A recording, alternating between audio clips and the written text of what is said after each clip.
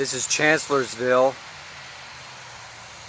One man for every second fell in these fields and woods around here for 5 hours on May 3rd, 1863. Chancellorsville was an intersection where the Chancellor House stood right here on the Orange Pike near this spot. Fierce fighting happened. That house burnt down in the battle. It had been General Hooker's headquarters. Stonewall Jackson was mortally wounded in the woods to my left, taken off the battlefield and died in a home not too far from here.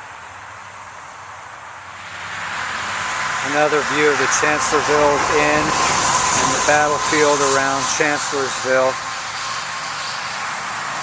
This intersection,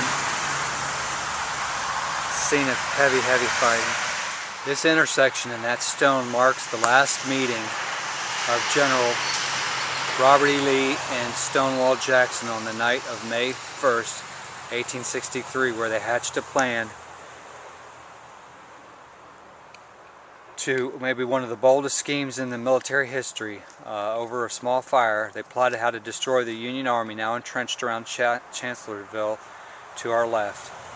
The solution came when Confederate cavalryman Jeb Stuart reported that the Union flank 3 miles behind me lay unprotected. So during the night, with the help of local residents, Lee and Jackson mapped a secure route across the front of the Union Army to the Federal right flank.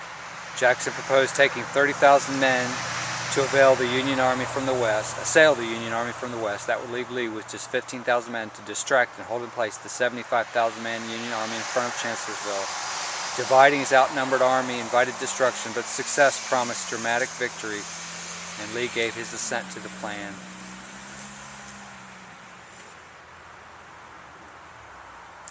The last fateful meeting of General Lee and Stonewall Jackson, right here at this intersection, May 1st, 1863.